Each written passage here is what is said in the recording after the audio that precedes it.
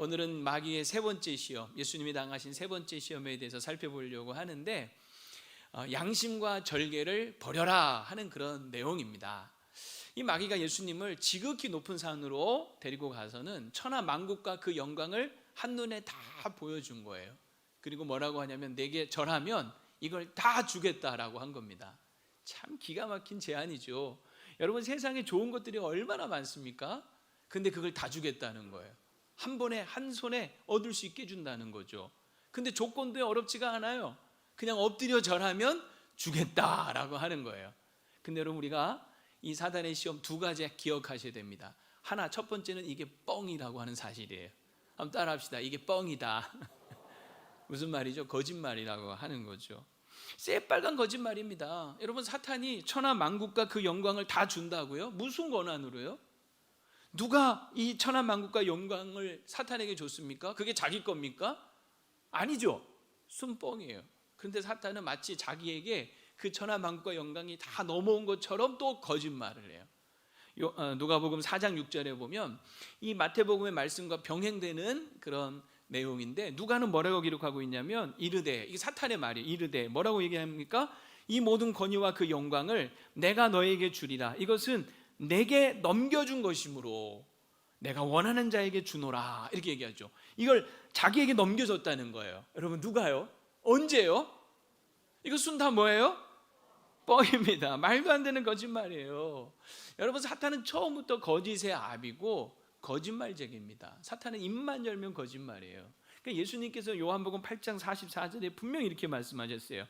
너희는 너희 아비 마귀에게서 난 날이 너희 아비의 욕심대로 너희도 행하고자 하느니라. 그는 처음부터 살인한 자요, 진리가 그 속에 없으므로 진리에 서지 못하고 거짓을 말할 때마다 무엇으로 말해요? 제 것으로 말하나니. 거짓을 말할 때마다 제 것처럼 말한다는 거예요. 그런데 이는 그가 뭐 하는 자요? 거짓말쟁이요, 거짓의 아비가 되었습니다 하는 거죠. 여러분, 이 사탄은 아담과 하와 첫 인류를 이렇게 유혹할 때도 거짓말을 했죠. 선악과를 먹으면 분명히 하나님께서는 정령 반드시 죽으리라 했지만 마귀는 거짓말하는 거예요. 죽지 않을 거다. 니들이 하나님처럼 될 거다. 이렇게 거짓말을 하는 거예요.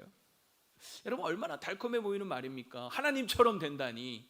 그러니까 선악과를 보니까 다시 보이기 시작을 하는 거죠. 먹음직하고 보함직하고 지혜롭게 할 만큼 탐스럽게 보이는 거예요. 근데 이게 다 거짓말이라는 거예요. 실상은 뭐냐면 이게 육신의 정욕, 안목의 정욕, 이생의 자랑인 겁니다. 이거 다 우리를 시험에 들게 만드는 사단의 거짓말인 거예요.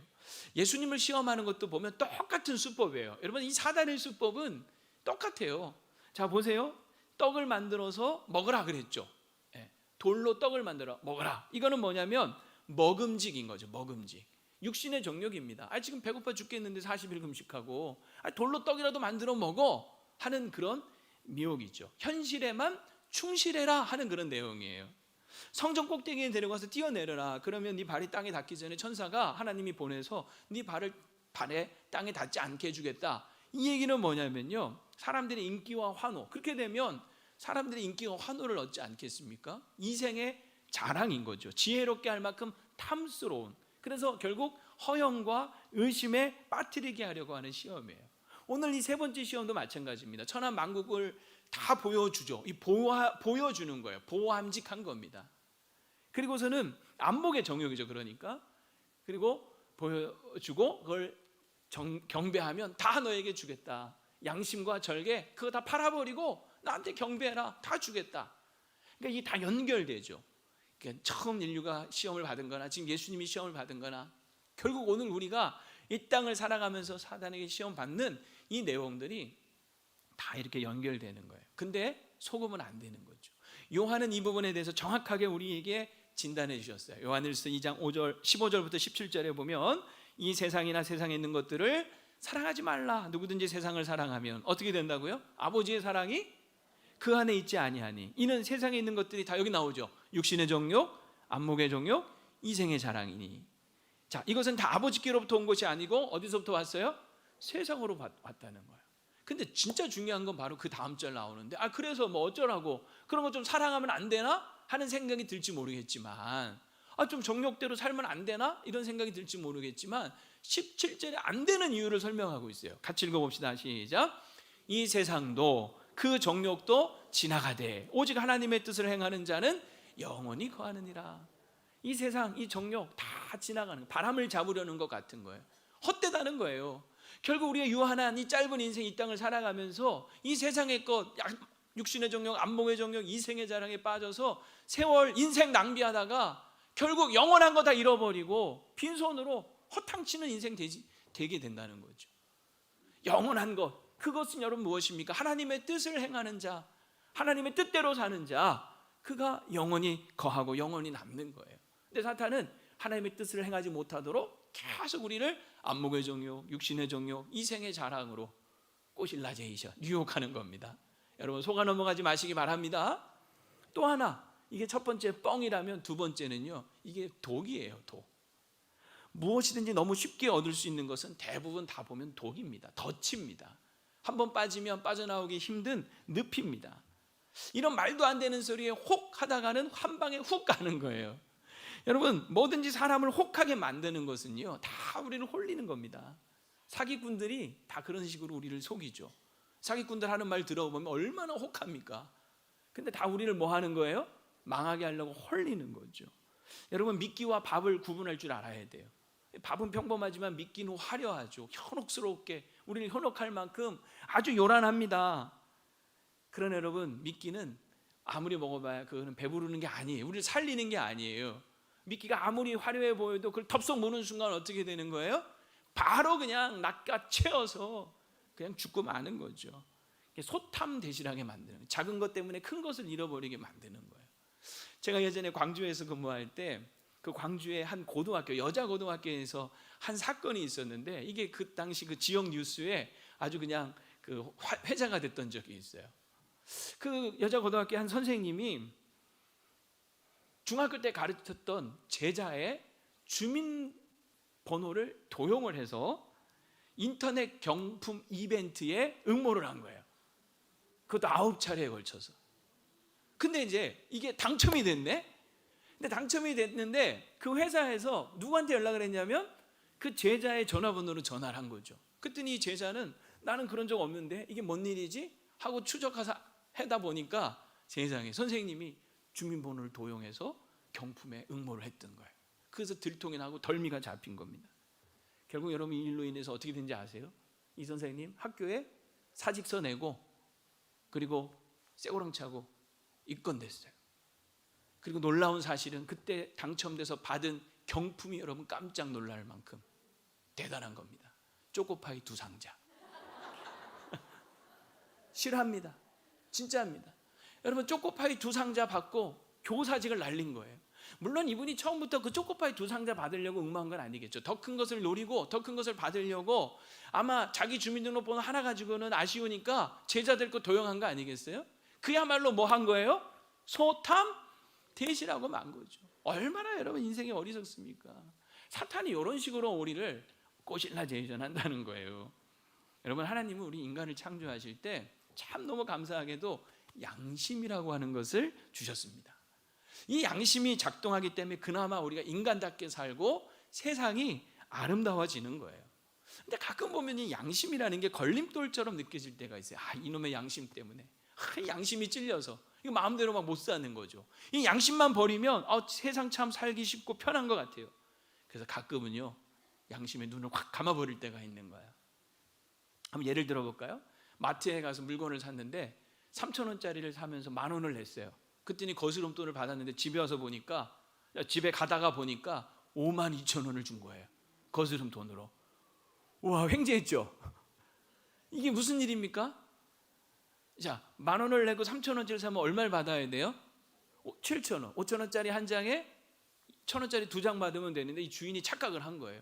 5,000원짜리고 50,000원짜리하고 헷갈리잖아요. 그래서 50,000원짜리 한 장하고 1,000원짜리 2장을 준 거예요. 자, 여러분 어떻게 하시겠습니까? 1번, 뒤도 돌아보지 않고 신나서 집으로 간다. 2번, 두 번도 생각하지 않고 돌아가서 돌려준다. 몇 번? 그래도 우리 성직교회는 참 양심이 살아있어요. 그렇죠? 2번이어야 되죠. 그런데 우리는 가끔 보면 눈을 한번 찔끔 감으면 이게 얼마나 여러분 땡 잡은 거예요. 꽁돈이 생기는 거잖아요. 그러면서 온갖 합리화를 하죠. 야, 하나님이 요즘 내 어려운 형편을 아시고 이렇게 꽁돈까지 챙겨주시네? 이러면서 합리화할 때가 너무나 많다는 거죠. 그런데요, 반대가 되면 어떻게 될까요? 거스름돈을 덜 받았어요.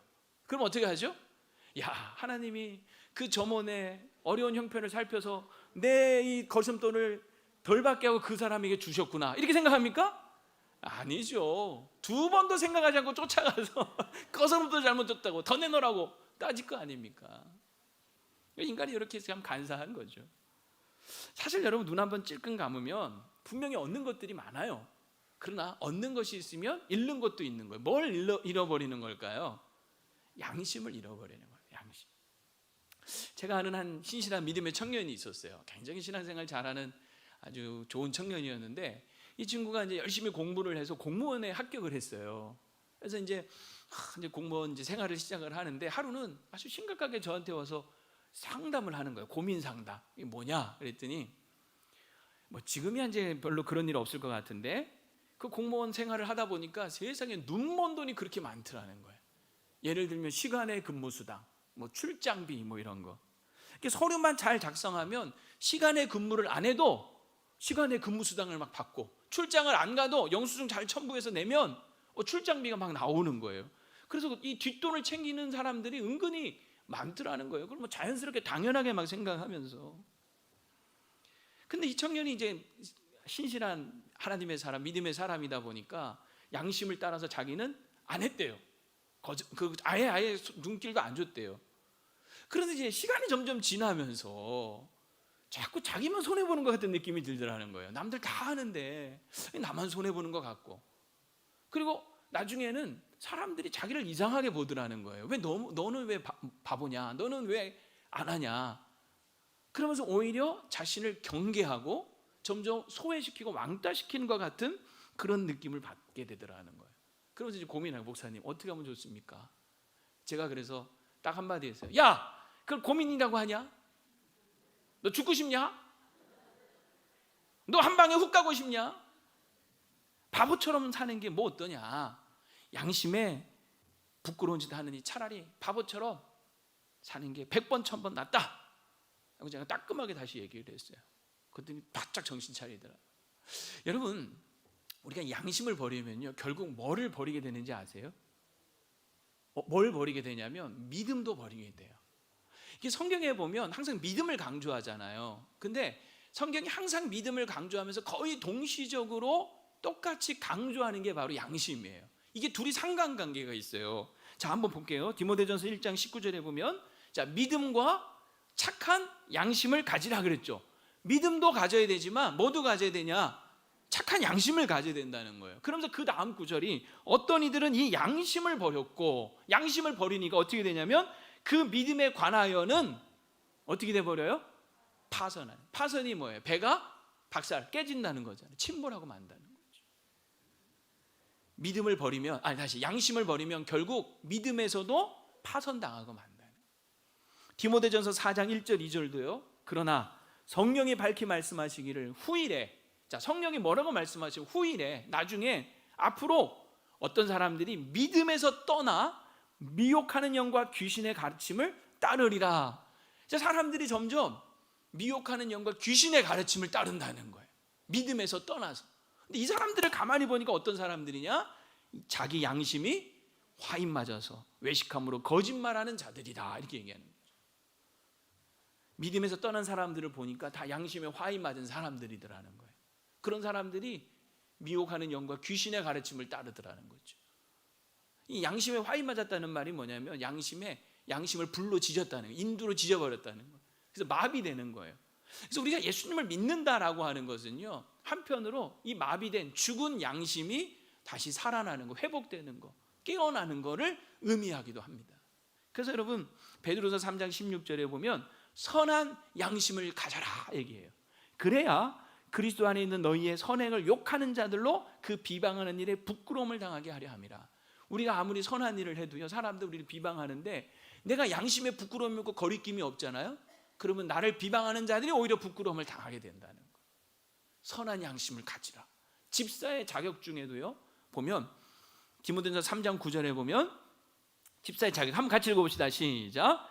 깨끗한 양심에 믿음의 비밀을 가진 자라 할지니. 믿음의 비밀을 갖는 건 당연하죠. 믿음의 능력, 믿음의 어떤 은혜, 어떤 믿음의 그 내용, 이걸 아는 것도 중요한데, 그 믿음의 비밀에 뭘 가져야 되냐면 깨끗한 양심, 깨끗한 양심의 믿음을 비밀을 가진 자가 교회 안에 집사, 일꾼이 되어야 한다라고 말씀하는 사도 바울도요, 사도행전 24장 16절에 보면 이것으로 말미암아 나도 하나님과 사람에 대하여 항상 양심에 거리낌 없기를 힘쓰나이다. 하나님과 사람 앞에 자기 양심에 이 거리낌이 없기를 힘썼다라고 하는 거예요. 우리 사랑하는 성진의 성도 여러분들, 정말 하나님 앞에서나 사람 앞에서나 양심에 부끄러움이 없이 거리낌이 없이 온전히 설 수 있기를 축원합니다. 그 일을 힘쓰시기를 바랍니다. 사실 우리가 양심에 거리낌이 없이 이게 정직하고 깨끗하게 사는 것이요, 사실 힘들기는 하지만, 그러나 여기에 때로는 정말 놀라운 기적 같은 일도 일어나게 합니다. 2013년도에 미국에서 실제로 있었던 일인데요, 캔자스 시티라고 하는 동네에 노숙자였던 빌리라고 하는 사람의 이야기입니다. 빌리 레이 해리스라고 하는 이 사람인데, 어느 날 거리에서 이제 구걸을 하고 있는데 한 여인이 다가와서 동전 지갑을 열어서 그 동전 지갑에 있던 동전을 모두 다 자기한테 쏟아주고 간 거예요. 얼마나 감사한 일이에요. 근데 이 여인이 누구였냐면 이 사라라고 하는 여인이었어요. 사라 달링이라고 하는 여인이었는데, 이 여인도 정말 좋은 일을 한 거죠. 그런데 집에 와서 몇 시간 뒤에 집에 와서 생각해 보니까 그 동전 지갑 안에 뭐가 들어있었냐면 약혼 반지가 들어있었던 거예요. 그걸 아무 생각 없이 그냥 동전 다 쏟아주면서 같이 쏟아준 거예요. 깜짝 놀라가지고 뒤늦게 깨닫고는 급히 차를 몰고 그 빌리가 있던 곳에 갔습니다. 그러나 그 자리에는 빌리는 종족도 남기지 않고 흔적도 남기지 않고 사라져버린 거예요. 그 시간에 그 빌리는 그럼 어디에 있었느냐? 보석 가게에 있었습니다. 이 보석 가게에서 자기가 받은 그 반지가 진짜인지 가짜인지 그 확인하러 간 거예요. 그런데 그 보석 가게 주인이 그거를 검증을 하더니 이거 진짜 다이아몬드 맞습니다 하더래는. 그러면서 팔려면 내가 $4,000 주겠다. $4,000면 그 당시에 한 480만 원 정도 주겠다라고 했다는 거예요. 그러자 이 빌리가 이제 갈등이 일어나는 거죠. 이게 분명히 이거 실수로 자기에게 준 것 같은데, 이게 실수죠. 이게 실수로 준 것 같은데, 야, 이 돈이면 이 지긋지긋한 노숙 생활 정리하고 이제 정말 새 출발할 수 있을 것 같은 생각이 막 드는 거죠. 자, 여러분 어떻게 하시겠어요? 여러분 같으면 어떻게 하시겠어요?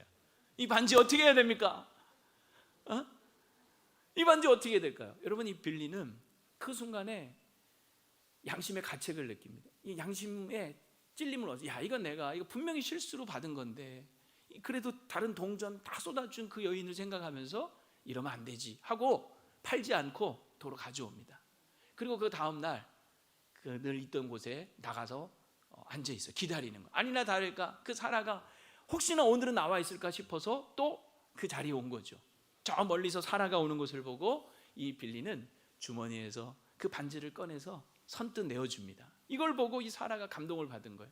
사실은 입 싹 닫고 나 그런 거 받은 적 없다 한들 어떻게 증명할 수 있겠어요? 그런데 기꺼이 그 반지를 돌려주는 이 빌리의 그 양심 바른 그 정직한 모습에 감동을 하고 이 사라와 그 남자친구가 이 빌리를 위한 모금 활동을 한 거예요. 자신들의 이 사연을 사람들에게 소개하면서 모금을 하는데 사람들이 그 이야기를 듣고 감동을 받고 무려 2억 3천만 원이 모금이 됐대요. 그래서 정말 이 빌리가 새 인생을 살게 된 거예요. 근데 이게 이제 지역에서 이제 화제가 되면서 언론에서 취재가 됐고 이게 뉴스가 나가면서 보도가 되면서 그동안 이 빌리가 죽은 줄로 알고 소식이 끊겼던 형제들과 무려 16년 만에 다시 상봉하는 이런 일이 일어났다는 거야. 이야, 우리 양심을 따라 살면 좋은 일이 있죠? 예, 좋은 일이 있는 거예요. 근데 왜 이렇게 못 살까요, 우리는? 여러분, 이렇게 우리가 양심을 따라 살아야 된다. 믿는 자로서 특히 더 깨끗한 양심, 선한 양심을 갖고 살아야 된다. 우리가 너무 잘 알지만 왜 우리가 이 사단에게 가끔 잘 넘어가느냐? 그 이유가 있어요. 그게 바로 뭐냐면 사탄이 우리를 시험할 때 꼭 뭐라고 시험하냐면 한 번만 해라, 한 번만. 이 한 번만이 힘이 세요. 사람을 약하게 만드는 거예요. 여러분, 아이들도 뗐을 때 엄마한테 뭐라고 하죠? 한 번만, 엄마 한 번만, 엄마 이번 한 번만, 딱 한 번만, 제발 한 번만. 여러분, 그 한 번에 얼마나 많이 속으셨어요? 그 한 번이 수십 번, 수백 번 아닙니까? 사탄도 우리한테 그러는 거야. 야, 한 번만 해. 그냥 한 번만 해. 한 번인데 어때?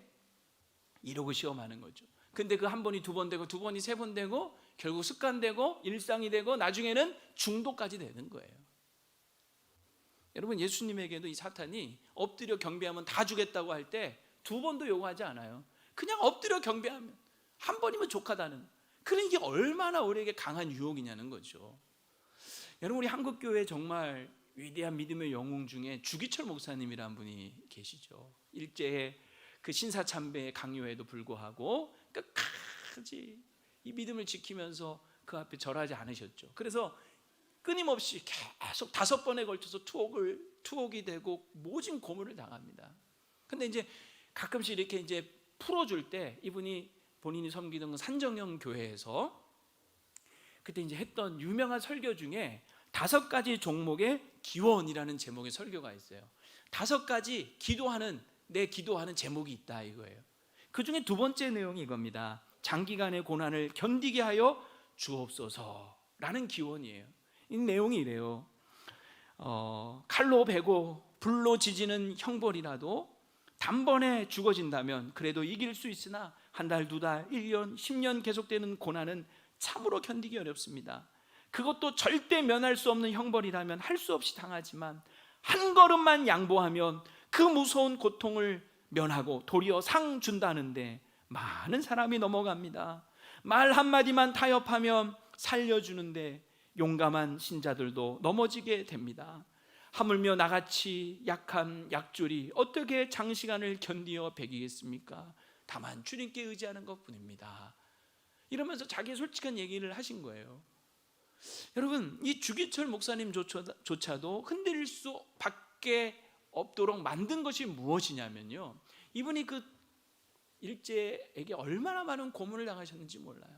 전기 고문에 또 몽둥이로 때리고 검도로 막 때리고.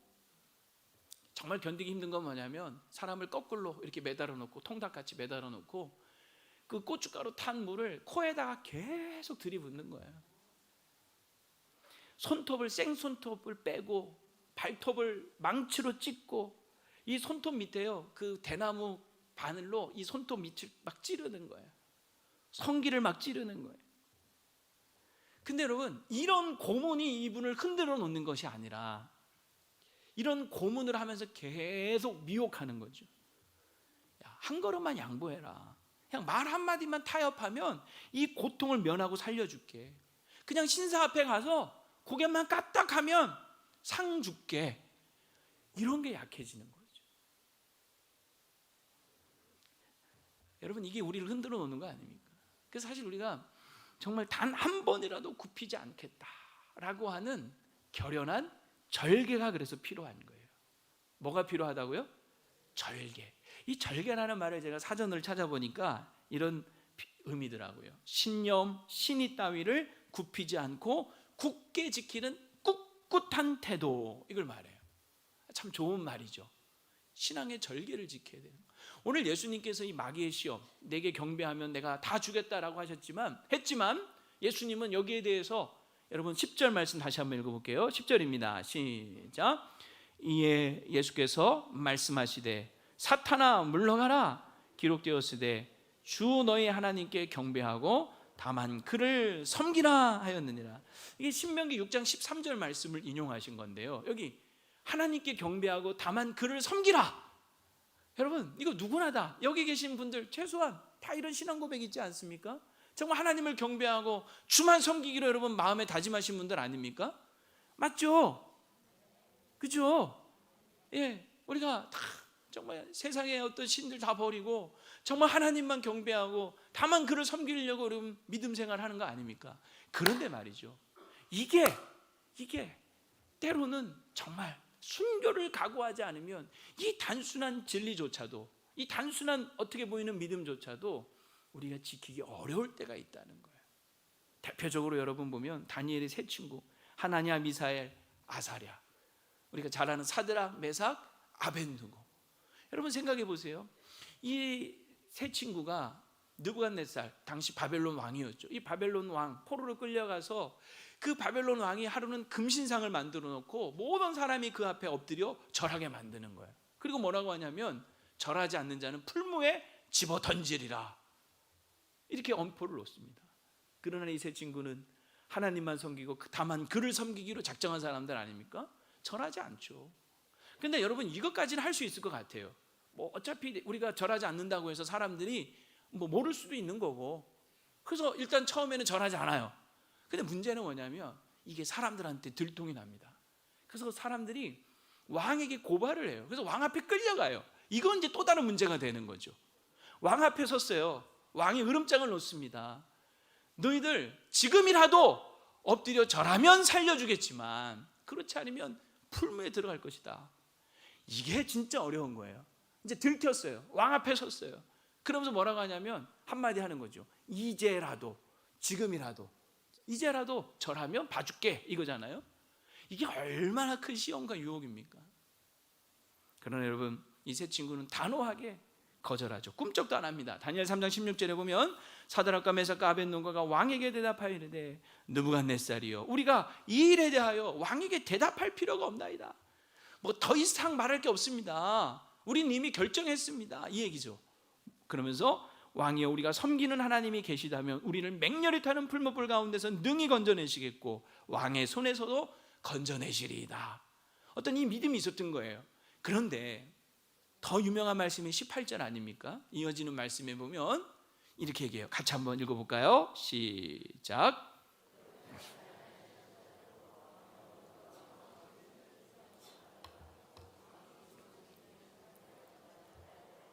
야, 이거죠. 그렇게 하지 아니하실지라도, 그리 아니하실지라도. 즉 무슨 말이냐면 하나님이 우리를 이 풀무에서 건져주시지 않고 그냥 그 풀무불 속에 들어가서 새까맣게 타서 죽게 하는 한이 있더라도, 즉 죽으면 죽었지 우리는 결코 그 신상 앞에 절하지 않겠습니다, 그런 줄 아십시오, 통보해버리는 거예요. 죽으면 죽었지 우리는 결코 타협하지 않겠습니다, 죽이려면 죽이십시오 라고 말하는 거예요. 그랬더니 여러분, 느부갓네살이 열받아 버려요. 그래서 어떻게 해버리죠? 야, 풀무불 7배로 뜨겁게 해! 던져버려! 하는 거예요. 여러분, 우리가 믿음의 절개를 지키겠다고 하면 세상은 열받습니다. 사람들은 우리를 보면서 화냅니다. 그게 정상이에요. 내가 여러분 사회생활하거나 또 뭐 믿지 않는 가정에서 내가 뭔가 하나님의 백성답게 하나님의 사람으로 살겠다라고 하면 세상은 우리한테 막 화내요. 협박해요.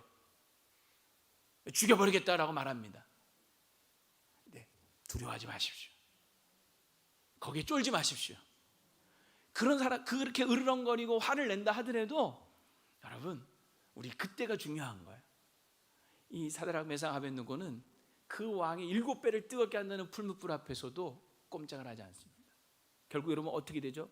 던져집니다. 풀무에 들어가요. 그러나 그들만 들어간 것이 아니라 그 풀무 중에 누가 함께 하십니까? 하나님이 함께 하셨어요. 분명히 3사람을 던졌는데 왕이 보니까 4사람이 있는 거예요. 이 한 사람이 누구였느냐? 바로 하나님의 보내신 천사들, 주의 사자들이죠. 또는 해석하기를 구약에 현현하신 예수 그리스도, 하나님의 아들로 해석하기도 합니다. 즉 하나님이 돌보아 주셨다라고 하는 사실이에요. 그러자 머리털 하나 꼬실리지 않습니다. 뭐 이들의 머리는 무슨 철로 된 머리였을까요? 그건 아니죠. 똑같은 우리의 머리인데 머리 하나 꼬실리지 않고 옷에 냄새 하나 불냄새 나지 않는 거예요. 하나님이 철저하게 그들을 지키시고 돌보신 줄로 믿습니다. 그래서 여러분, 이 느부갓네살이요, 그걸 보고 깜짝 놀라는 거예요. 그리고 나서 다니엘 3장 28절부터 보면 기가 막힌 말을 합니다. 너무너무 신나요. 여러분, 느부갓네살이 말하는데 사드락과 메삭과 아벳느고의 하나님을 찬송할지로다. 그가 그의 천사를 보내사 자기를 의뢰하고, 즉 하나님을 의뢰하고 그들의 몸을 바쳐, 몸살이지 않고 몸을 바쳐 왕의 명령을 거역하고 그 하나님 밖에는 다른 신을 섬기지 아니하며 그에게 절하지 아니한 종들을 구원하셨도다.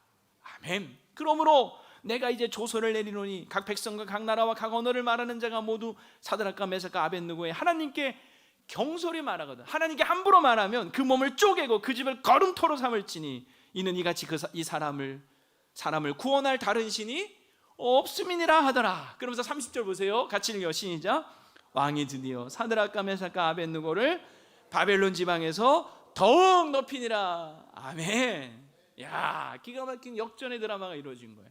해피엔딩. 여러분, 우리 이런 거 좋아하죠? 야, 이런 극적인 해피엔딩 얼마나 좋습니까? 여러분, 그러려면 먼저 풀무에 들어가셔야 합니다. 풀무에 들어가야 풀무에서 살아나오는 경험도 하는 거죠. 절대로 기어코 한사코 나는 풀무에는 못 들어가겠다, 버틴다고 버티면요, 이런 하나님의 놀라운 극적인 역사 경험은 못하는 거예요. 우리는 어쩌면 맨날 이런 해피엔딩 극적인 역사만을 기대하면서 풀무는 근처에도 안 가려고 하진 않습니까? 그러면 여러분, 정말 하나님이 살아계신 그 놀라운 은혜와 능력은 경험할 수 없는 거죠. 사탄은요, 오늘도 우리에게 시험합니다. 야, 네가 이 땅에서 그렇게 믿음의 양심을 지키고 믿음의 절개를 지킨들 그게 밥 먹여주냐? 누가 사람들이 알아주냐? 차라리 나에게 한 번만 경배하면, 그냥 타협하면 굳이 내가 세상에서 모욕당하지 않게 해줄게. 집안에서 예수 믿는다고 핍박당하지 않게 해줄게. 제사상에 절하지 않는다고 온갖 욕먹고 배척당하지 않게 해줄게. 사람들에게 왕따당하지 않게 해줄게. 오히려 네가 원하는 거 다 얻게 해줄게. 편하게 살게 해줄게. 이 여러분, 사탄이 우리에게 끊임없이 요구하는 미혹인 거죠. 그러나 우리가 그렇게 한 번, 두 번 타협하면 편하게 살 수 있을지는 몰라도 언젠가 우리가 주님 앞에 설 때 무슨 낯으로 주님을 배울 수 있을까요? 무슨 낯으로 주님을 배울 수 있을까요? 주기철 목사님이 그 모진 고문과 한 번만 타협하면 살려주겠다라고 하는 그 유혹 앞에서 그분이 그것을 이겨낸 비결을 그분의 그 설교 속에 이렇게 얘기합니다. 십자가를 앞두고 겟세마네 동산에서 피땀 흘려 기도하시고 그 십자가 위에서 엘리 엘리 라마 사박다니, 나의 하나님 어찌하여 나를 버리시나이까, 그렇게 부르짖으면서도 끝까지 이겨내시고 승리하신 예수님을 생각했노라고. 그러면서 이분이 그러는 거예요. 내 주 예수 날 위해 이렇게 고난을 참으셨는데 내가 당하는 고난이야 그 무엇이겠는가? 현재의 고난은 장차 나타날 영광과 좋게 비교할 수 없도다 하셨는데 이제 받는 고난 길어야 70년이요 장차 받을 영광은 1000년 만년 영원 무궁한데 주님을 위하여 오는 고난을 내가 이제 피하였다가 이 다음에 내 무슨 낯으로 주님을 대하겠는가? 이 다음에 주님이 너는 내 이름과 평안과 즐거움을 다 받아 누리고 고난의 자는 어찌하고 왔느냐라고 물으시면 나는 대답할 말이 없습니다. 그러면서 여러분, 이 주기철 목사님은 끝까지 신사 앞에 절하지 않고 믿음을 지킨 거죠. 그리고 결국은 옥중에서 순교하고 맙니다. 그러나 그의 죽음은 과연 헛된 것이었을까요? 한국교회에 길이길이 많은 사람들에게 신앙의 도전을 주고 하나님 나라에서 분명히 하나님께서는 가장 영광스러운 의의 면류관 씌워주실 줄로 믿습니다. 여러분, 우리가 정말 그날 주님 앞에 서는 날, 우리가 그날이 있다는 걸 기억하셔야 됩니다. 내가 과연 무슨 낯으로 주님을 배울 수 있을까? 그 생각하면서 오늘 신앙의 양심과 믿음의 절기를 지키며 살 수 있는 저와 여러분 되기를 바랍니다. 이제 말씀을 정리하면서요, 지난 3주 동안 우리는 사단의 시험에 대하여 우리가 쭉 살펴봤습니다. 오늘 이제 마지막 시간 최종 정리하면서 두 가지 꼭 기억하셔야 될 거 말씀드리고 싶습니다. 하나는 사단의 시험은 계속된다라고 하는 겁니다. 여러분, 사단의 시험은요 실시간입니다. 사단은 쉬지 않습니다. 시시각각 시험합니다. 지난주에도 제가 어떤 분하고 상담을 요청을 해서 상담을 한 적이 있어요. 근데 이분이 쭉 하는 얘기를 들어보니까 이게 딱 지금 사탄이 시험에 들게 하려고 하는 수작이구나 하는 생각이 들더라고요. 그래서 제가 이런저런 얘기 끝에 제가 이렇게 조언해 드렸어요. 이거 제가 보니까 분명히 지금 시험에 들게 하려는 사단의 수작입니다.